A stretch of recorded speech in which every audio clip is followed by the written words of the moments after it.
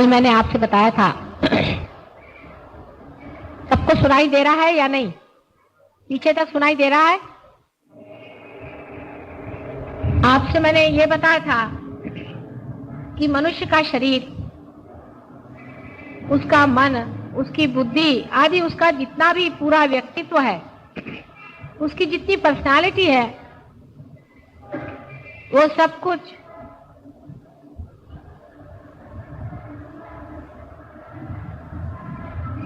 तीन तरह के शक्ति से बना है। एक शक्ति जिससे कि हम अस्तित्व बन के रहते हैं, वो मनुष्य में प्राण स्वरूप होती है और जिसका स्थान हृदय में होता है। उनको सामने ले आइए, बहुत परेशान। दूसरी शक्ति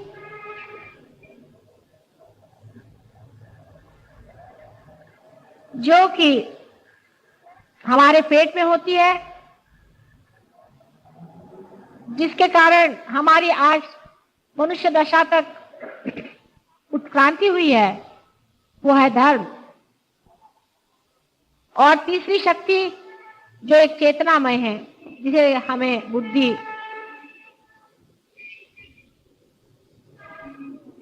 आदि अनेक चेतना के अवलंबन मिले हुए हैं। लेकिन ये तीनों ही शक्तियां सर्वव्यापी परमात्मा के प्रेम से पाई जाती है। परमात्मा का सर्वव्यापी प्रेम इन तीनों शक्तियों को संचालित रखता है और समग्र बनाता है, माने इंटीग्रेट कर देता है। जैसे कि जड़ वस्तु में भी जो आपको वाइब्रेशंस दिखाई देते हैं, जिन्हें इलेक्ट्रोमैग्नेटिक वाइब्रेशंस कहते हैं, वो भी उसी स्थिति स्वरूप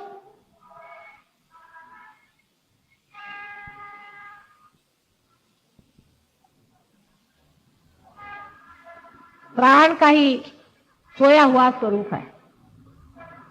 जब वो जाग जाता है तब वो प्राण हो जाता है।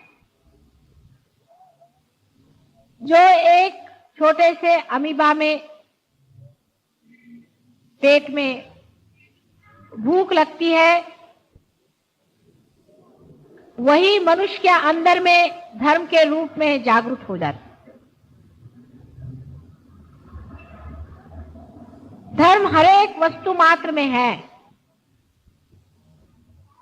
जैसा मैंने आपसे बताया था कि सोने का धर्म यह नहीं है कि वो पीला है, उसका धर्म यह भी नहीं है कि उससे आप जेवर बना सकते हैं, लेकिन सोने का धर्म है कि वो किसी भी हालत में टार्निश नहीं होता, खराब नहीं।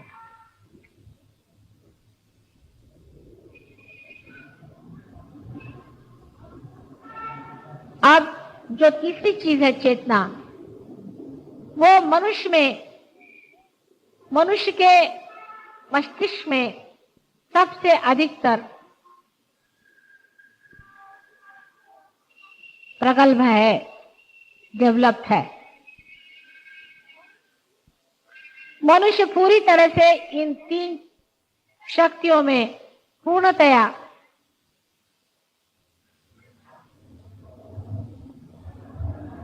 मैच्योर हो गया है, बड़ा हो गया है। अब उसकी तैयारी हो गई है कि उस तीनों शक्तियों का संचय, जो एक शक्ति परमात्मा का प्यार है, उनका प्रेम है, उसे जाने। जो एक शक्ति ही तीनों में बढ़ गई है, वो एकाकार हो जाए। उस परम शक्ति का एक थोड़ा सा अंश हमारे अंदर कुंडलिनी के रूप में त्रिकोणाकार अस्थि में सोया हुआ रहता है। जिस वक्त कोई भी ऐसा इंसान जिसने इस प्रेम को अपने अंदर ले लिया हो और जिसके अंदर से ये शक्ति समग्र होकर, इंटीग्रेट होकर बह रही हो, माने जो आदमी रियलाइज सोल हो, वो किसी साधक के ऊपर अपना अनुग्रह करता है, तभी कुंडलिनी आपकी मां जागृत होती है। लेकिन वैसा साधक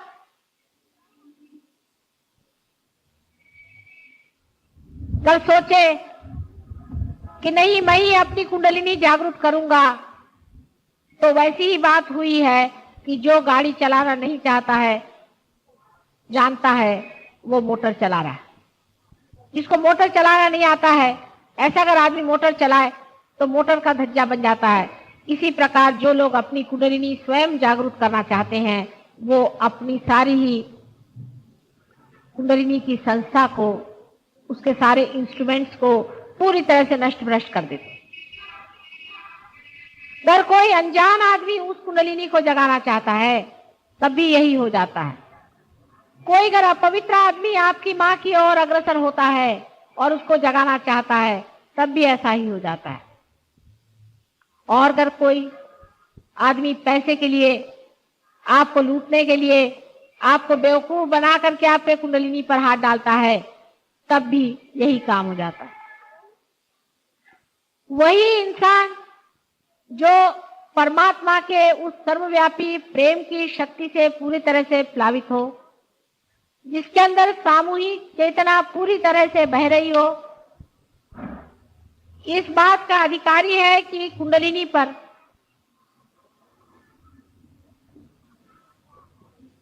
आमंत्रण का आरोप करें। कुंडलिनी का आमंत्रण ऐसे वैसे आदमी भेज नहीं सकते, और जो इस तरह के भद्दे प्रयत्न करते हैं, वो बड़े भारी पाप के भागीदार हो जाते हैं। जो दूसरों की कुंडलिनी को नष्ट कर देते हैं, उनकी स्वयं ही कुंडलिनी जन्म जन्मांतर के लिए भ्रष्ट हो जाती है और वो कीड़े मकोड़े के जन्म लेते हैं। इसलिए कुंडलिनी के साथ खेलने का साहस कभी न करें। बाकी सब चीजों में ठीक है, आप स्मगलिंग करिए, चोरी करिए, दुनिया भर की बातें करिए, कोई हर्ज नहीं, लेकिन आप कुंडलिनी के मामले में मेहरबानी से दूर रहिए। कुंडलिनी को जागृत करने का अधिकार परमात्मा के सिवाय और कोई नहीं दे सकता। जब तक स्वयं परमात्मा की शक्ति ही इसका अधिकार आपको न दे, तब तक आपके पास ये अधिकार नहीं है कि आप इसकी कॉलेज में जाकर डिग्री ले लें और कहें कि हम कुंडलिनी को जागरूक कर सकते हैं। इस तरह के झूठे बहुत से लोग आजकल संसार में दिखाई दे रहे हैं, और वो जान नहीं रहे हैं कि हम कितना बड़ा घोर, अत्यंत भयंकर पाप कर रहे हैं। कुंडलिनी का काम अत्यंत कुशलता पूर्वक करना पड़ता है। इतना ही नहीं, अत्यंत प्रेम पूर्वक करना पड़ता है, और सबसे बड़ी बात है कि वो प्रेम भी अत्यंत पवित्र होना पड़ता है। पवित्रता ये धर्म के रोम रोम में छाई हुई शक्ति है।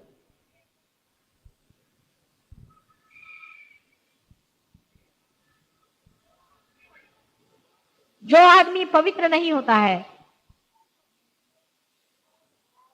जो दूषित विचारों से भरा रहता है, जिसका सारा चित्त दूसरों का पैसा, दूसरों की पत्नी या दूसरों को लूटने की ओर होती है, ऐसे आदमी को चाहिए कि वो अपना समय और किसी कार्य में लगाए, लेकिन कुंडलिनी के ऊपर हाथ न रखे।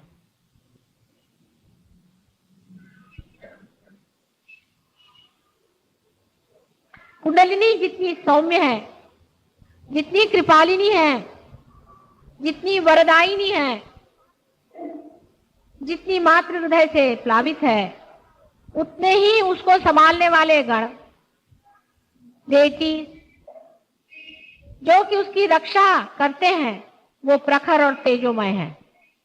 किसी भी प्रकार का खेल जब कुंडलिनी के साथ होता है, तो वो पूरी तरह से कुंडलिनी की रक्षा में तत्पर रहते हैं और ऐसे लोगों को नष्ट भ्रष्ट कर देते हैं जो इस तरह का पाप करते हैं। सबसे महान पाप, सबसे बड़ा पाप संसार में यही है कि किसी भी साधक की कुंडलिनी अनधिकार चेष्टाओं से उत्तिष्ठ करना। इससे बढ़ के कोई भी पाप संसार में नहीं है। मां की हत्या से भी बढ़ के ये सबसे बड़ा पाप है कि आप किसी की कुंडलिनी को हाथ लगा रहे हैं अनधिकार चेष्टाओं से।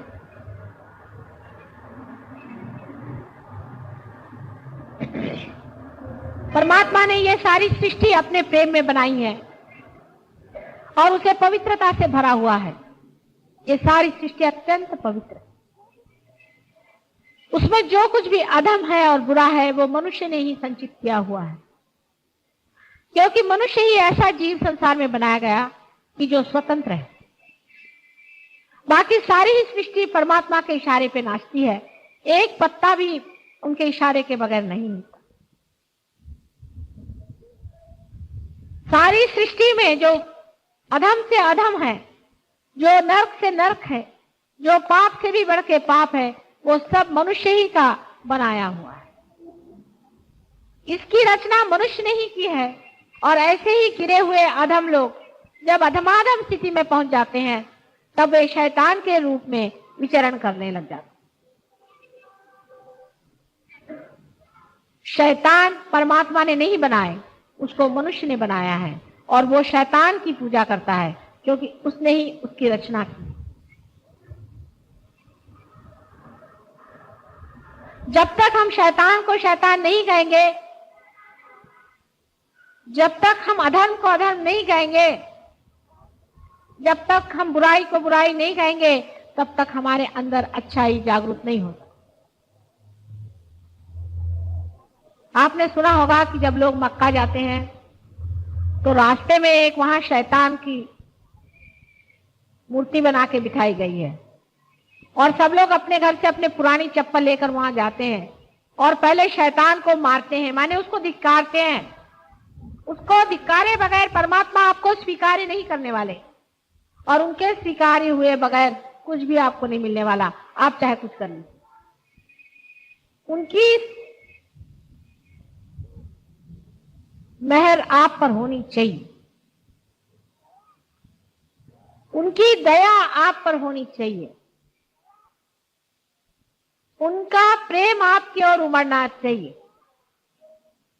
वो अत्यंत दयालु, करुणामय, सर्वशक्तिमान प्रभु परमेश्वर है। लेकिन अगर आप अधमाधम कार्य में बैठे हुए हैं और आप उस शैतान की पूजा कर रहे हैं जिसने संसार में एक अजीब तरह का चक्र चला दिया, जिसने अधर्म का एक चक्र चलाया हुआ है और जो उसके बहुत सारे अनुचर संसार में पैदा होकर के अधर्म को फैला रहे हैं, जब तक उस शैतान को तुम पूरी तरह से धिक्कार नहीं करोगे तब तक परमात्मा भी आपको स्वीकार्य नहीं करता। इस मामले में अगर आधा अधूरापन है आपके अंदर में तो आप अपने ही साथ छल कपट कर रहे हैं। उसको पूरी तरह से आपको धिक्कारना होगा, उसको पूरी तरह से आपको छोड़ना होगा, नहीं तो आप में जो कुछ भी मिथ्या है वही आपके अंदर बैठा रहेगा और जो सत्य आपके अंदर है वो प्रकट नहीं हो। जब तक आपके अंदर सत्य प्रकट नहीं होगा, संसार में भी सत्य कैसे फैल सकता है। जैसे कि समझ लीजिए सूर्य पर अगर बादल छा जाए तो अंधेरा आ जाता है और अगर बादल हट जाए तो सूर्य फिर से चमकने लग जाता है। इसी प्रकार मनुष्य ने ही अत्यंत अधम कार्य करके जो शैतान तैयार किया हुआ है, उस शैतान के बादल आज भी संसार के ऊपर इतनी बुरी तरह से मंडरा रहे हैं कि हो सकता है कि अगर सहज योग पूरी तरह से न पनप पाया तो वो दिन दूर नहीं जबकि हम लोगों का सबका ही सर्वनाश हो जाए और अंधकार के गर्त में हम डूब जाएंगे। उस अंधकार में भी सहज योग में जिन जीवों ने परम कार्य किए हुए हैं वो सितारों जैसे चमकेंगे, तारों जैसे उनकी महिमा हो। ये बहुत बड़ा आपका स्थान है।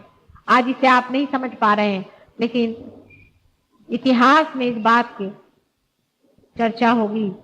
कितने सहयोगियों ने सत्य पर अपने पैर जमा लिए।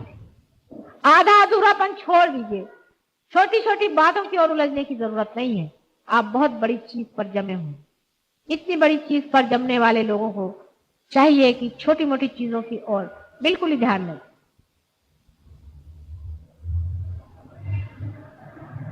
आपके अंदर की शक्ति भी आपके स्वयं तैयारी पर ही प्रवाहित होती है। अगर आपकी तैयारी कम हो तो वो शक्ति भी थोड़ा हल्का ही अपना जोर दिखाएगी, लेकिन अगर आपकी तैयारी पूरी तरह से है और शैतान को पूरी तरह से नाही और धिक्कार करने की आपके अंदर शक्ति है, तो आप ही में से बहुत बड़े बड़े संत और गुरुजन निकलने वाले हैं। और एक बड़ी भारी पीढ़ी आज जन्म ले रही है। एक 5 साल के बच्चों से लेकर के आज ऐसे नवोदित बहुत से बड़े बड़े जीवों ने एकदम से संसार में जन्म ले लिया है, जैसे कि ऊपर ही से कहीं से सारा की सारा उनका पूरा तबका स्टैटा ही उतर आया। बहुत से बच्चे मैं देखती हूँ कि वो पार ही पैदा हो गए, पर नींव के पत्थर तो आप ही हैं। सहयोग के नींव के पत्थर आप लोग हैं।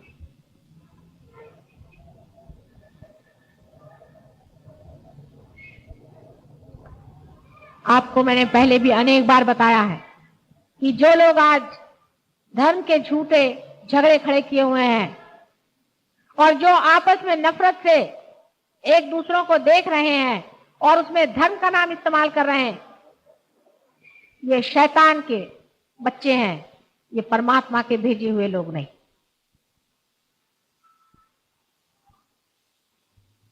परमात्मा ने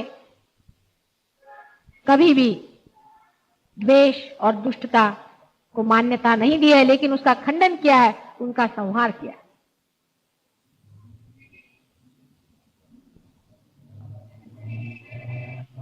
जो लोग अपने को बहुत छोटे दायरे में बांधे हुए हैं कि हम फलाने हैं और ढिकाने हैं, वो लोग उस अनंत के गोद में नहीं जा सकते, जिसकी कोई सीमा नहीं है, जो असीम में बैठे।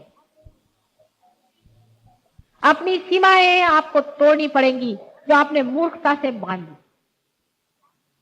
कोई भी धर्म आपको सीमा में नहीं बांधना चाहता है, लेकिन जो मनुष्य ने मूर्खों जैसे धर्म बनाए हैं, उसका तो कोई इलाज ही नहीं कर सकते। वास्तविक 2 ही धर्म संसार में है, एक है धर्म और दूसरा है अधर्म। तीसरा कोई धर्म है ही नहीं। एक है धर्म जिसे धारणा अंदर होती है और दूसरा है अधर्म। जितने बड़े बड़े गुरुजन हो गए हैं सब धर्म के लिए लड़े, और उस वक्त में जो अधर्म में थे उनसे लड़ते रहे। फिर उसका नाम मुसलमान कहिए, चाहे उनका नाम आप हिंदू कहिए, चाहे उनका नाम आप क्रिश्चियन कहिए, लेकिन उनके जितने भी फॉलोअर थे, अनुयायी थे, उन लोगों में वो सत्यता नहीं थी। उन्होंने अपने छोटे छोटे ग्रुप बना लिए और अधर्म के 2 झगड़े होने लगे। एक अधर्म से दूसरा अधर्म लड़ने लगा। धर्म में झगड़ा कोई नहीं होता है, धर्म में कलह नहीं होता है।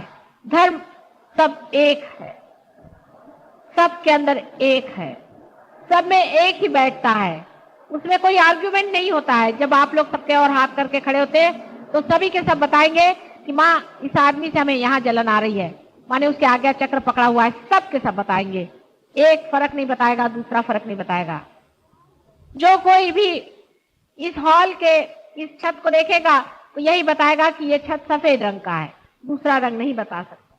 जब आप हंसेंगे तो एक ही ढंग से हंसते हैं, और जब रोएंगे तो आपके आंख से आंसू आएंगे और एक ही ढंग से आप रोएंगे। उससे भी कितना अधिक धर्म का अपना स्वरूप है जो कि व्यापक है और सबके अंदर एक जैसा। उस धर्म में झगड़ा होना संभव ही नहीं हो सकता, कलह होना संभव ही नहीं हो सकता। कलह जहां आया समझ लीजिए कि एक अधर्म दूसरे अधर्म से लड़ रहा है। धर्म कभी धर्म के साथ लड़ नहीं सकता। जो आदमी अपने को धार्मिक कह करके और दूसरे को भी कहता है कि आप भी धार्मिक हम भी धार्मिक, लेकिन लड़ लें, वो धर्म को जानता नहीं।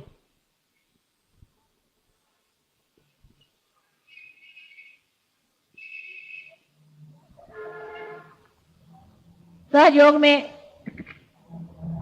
ये किस तरह से होता है, ये समग्रता कैसे आती है, कुंडलिनी का उद्दीपन कैसा होता, आदि सभी कुछ आपको मैंने पहले भी बताया हुआ है और फिर भी मैं आपको बताऊंगी किसी वक्त।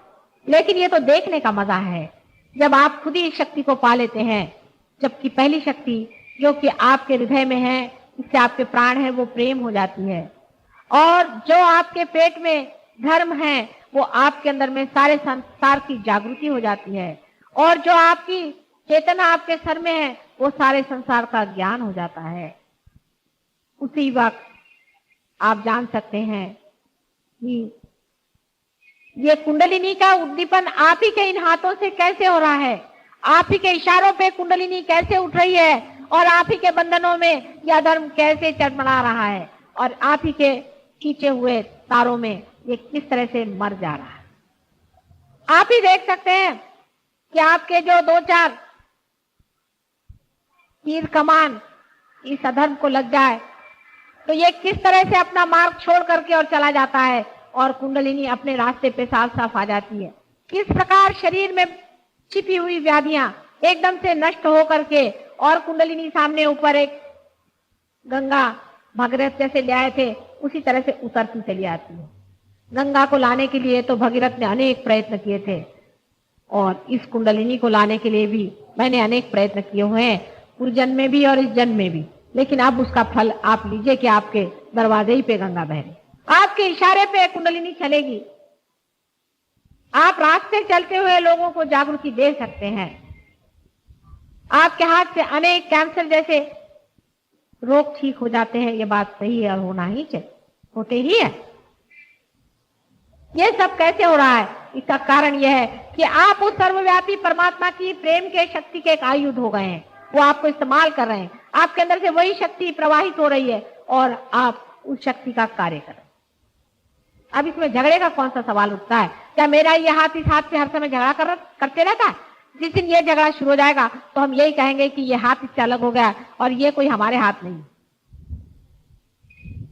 इसी प्रकार इस सर्वव्यापी शक्ति को हमारे अंदर जब हम पा लेते हैं तो हम सर्वशक्तिमान हो जाते हैं।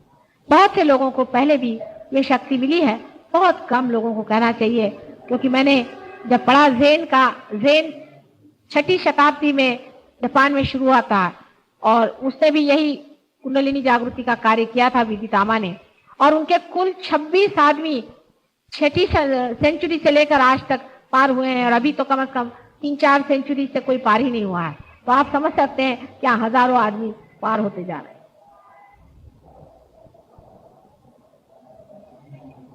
बहुतों को हुआ है, किसी किसी को नहीं भी होता है, लेकिन हो ही जाता है। आज तक ऐसा कोई नहीं कि वो आता रहे और उसको न हुआ। जो भी आया, जो यहाँ बैठा, उसे पाने का प्रयत्न किया, सब लोग पार हो गए। ऐसा हमें आज तक कोई मालूम नहीं है जो पार नहीं हुआ। लेकिन एक चीज जरूर तैयार करके आना चाहिए कि शैतान को आपको जूते मारने पड़ेंगे, शैतान को आपको पहचानना पड़ेगा, उसको आपको छुट्टी देनी पड़ेगी, उसको अपने हृदय से निकाल देना पड़ेगा। और कौन शैतान है और कौन परमात्मा है, इसकी पहचान इन्हीं चैतन्य लहरियों से हो सकती। और अगर आपके पास ये नहीं है तो जिनके पास है उनकी बात सुनिए, जो इसको जानते हैं उनकी बात सुनिए, जिन्होंने इसे पड़ताला है उनकी बात सुनिए, और इसी प्रकार आप जान सकेंगे कि कौन शैतान है और कौन धर्मात्मा है, कौन असली गुरु है और कौन नकली है। संसार में जैसे असली फूल होते हैं ऐसे प्लास्टिक के भी फूल होते हैं, लेकिन उसकी पहचान आपके आंख से, नाक से, मुंह से, हर एक चीज से हो सकती है। ये प्लास्टिक का फूल है कि ये आपके सच्ची फूल है। लेकिन धर्म को जानने के लिए सिर्फ आपको वाइब्रेशन चाहिए, उसके बगैर आप जान ही नहीं सकेंगे कि आदमी पाखंडी है कि झूठा है कि अधर्मी है कि राक्षस है। ये आदमी धर्मात्मा है और ये आदमी परमात्मा है, ये आदमी अवतार है, ये आदमी बहुत बड़ी शक्ति है। उसको जब तक आपके हाथ में वाइब्रेशंस नहीं आएंगे आप जान नहीं सकते।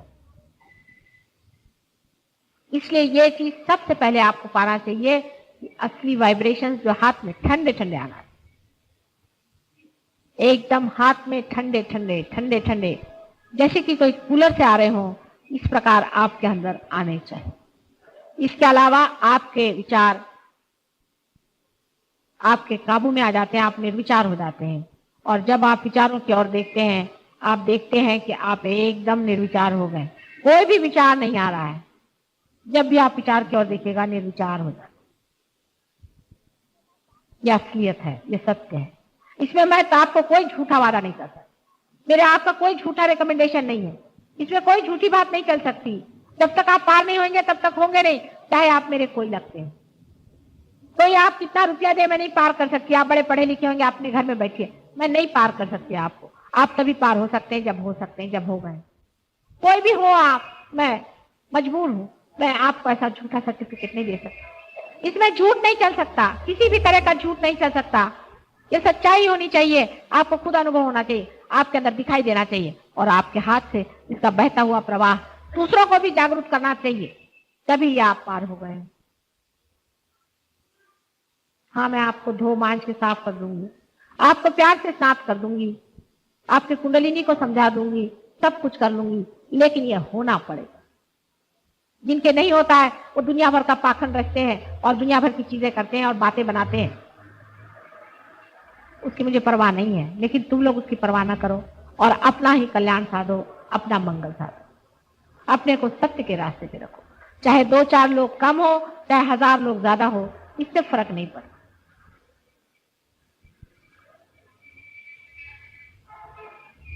हम लोग अब ध्यान में जाएंगे। सब लोग इस प्रकार पहले हाथ रखें, आंख अभी बंद नहीं करें शुरू में।